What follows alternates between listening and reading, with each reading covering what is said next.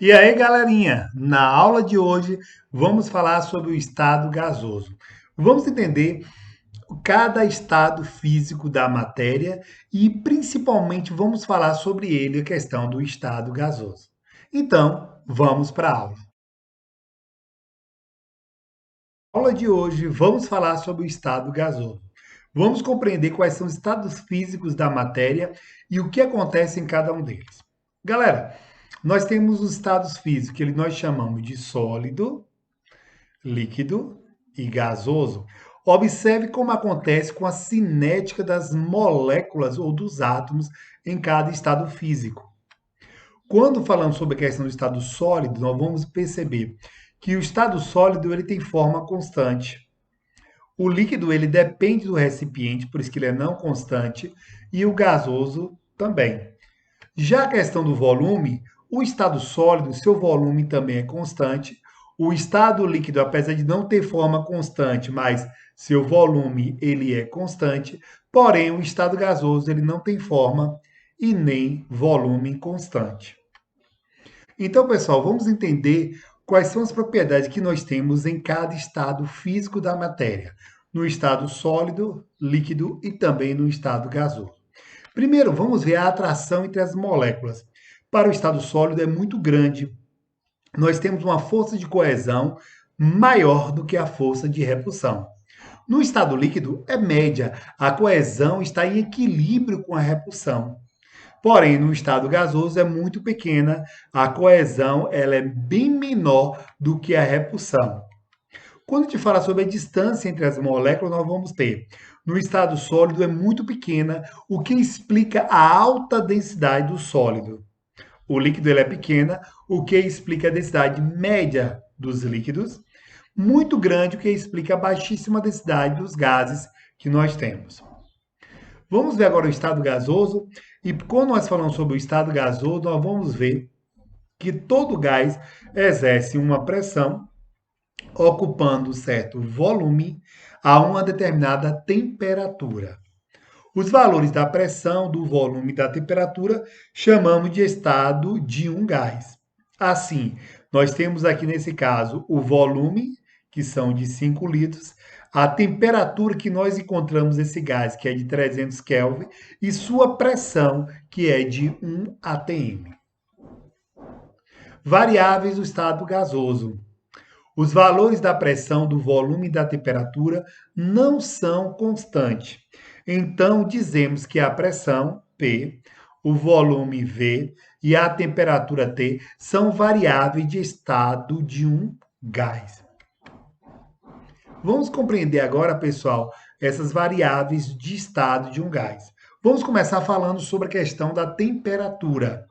Galera, temperatura é uma grandeza física escalar que pode ser definida como a medida do grau de agitação das moléculas que compõem um corpo.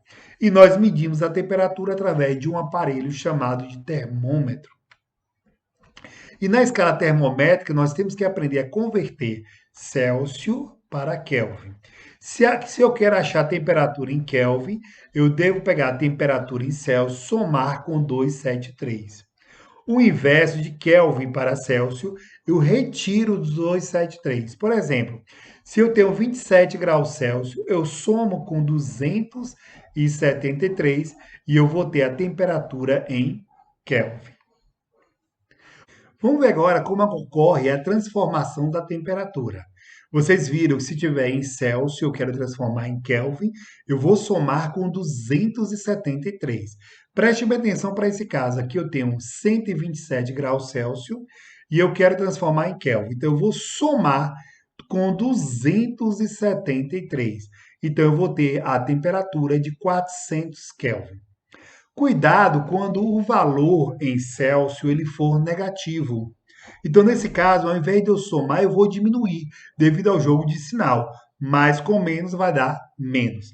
Então, eu vou ter o quê? O 273 e vou tirar 73, porque é negativo a temperatura em graus Celsius. Então, vai dar 200 Kelvin. Galera, se eu tiver em Kelvin e quero transformar em Celsius, basta eu retirar os 273. Então, eu vou ter 550 menos 273, que vai dar 227, que é graus Celsius. Agora, se o valor ele for inferior a 273, vocês vão observar que a temperatura que a gente achar em Celsius, ele vai dar uma temperatura negativa.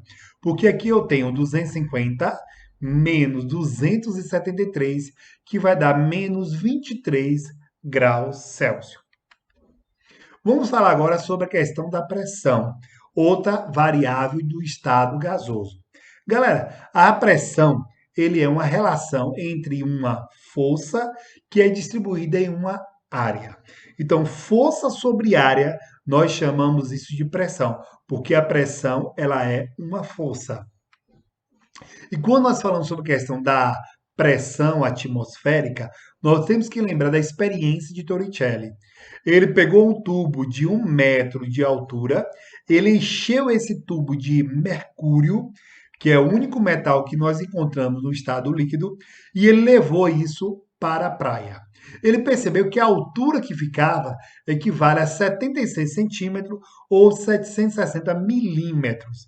Então, veio a primeira medida que nós temos em relação à pressão. A pressão de um gás pode ser medida em atmosfera, centímetro de mercúrio ou milímetro de mercúrio. Isso quer dizer, quando eu estou ao nível do mar, na praia litoral, eu tenho uma pressão de 1 atm, que equivale a 76 centímetros de mercúrio, que equivale a 760 milímetros de mercúrio. Vamos ver aqui agora, galera, a transformação da pressão. Preste bem atenção para esse caso, como nós fazemos a transformação da pressão.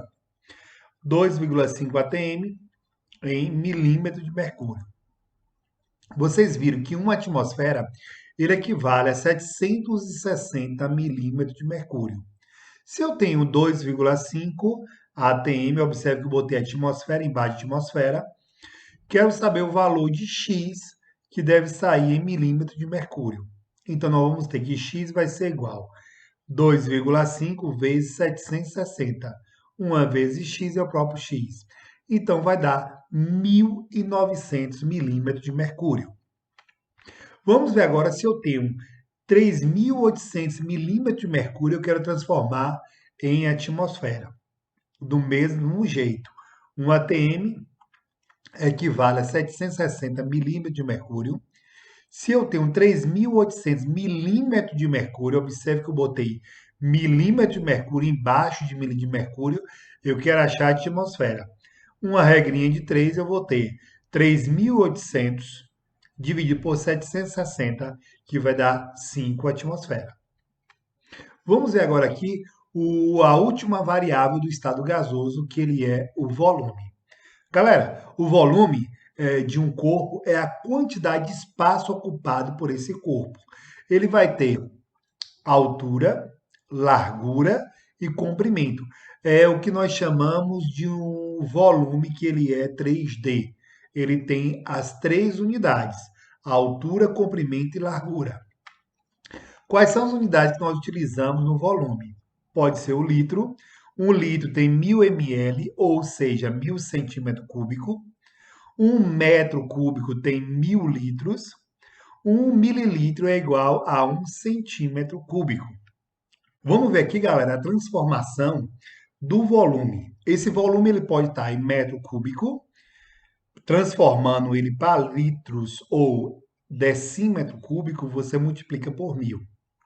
De litro ou decímetro cúbico para ml ou centímetro cúbico, você também multiplica por 1.000. Voltando, você divide. Preste bem atenção para esse exemplo. Se eu tenho 3 metros cúbicos, quero transformá-lo em litro ou decímetro. Nós sabemos direitinho que 1 metro cúbico, nós temos 1.000 litros ou decímetro cúbico. Se eu tenho 3 metros cúbicos, eu vou ter quantos litros X? Uma regrinha de 3 bem simples, 3 vezes 1.000 vai dar 3.000 litros ou decímetro cúbico. Agora, se eu tenho meio litro e eu quero transformar em ml ou centímetro cúbico, observe que de litro para centímetro cúbico você multiplica por 1.000. Um litro, ele tem 1.000 ml ou 1.000 centímetros cúbicos. Se eu tenho meio litro, que é a metade, ele vai ter Y. Simplesmente você multiplica meio vezes 1.000 e vai dividir por 1, que vai dar 500 ml, ou seja, 500 centímetros cúbicos. Ok aí, galera?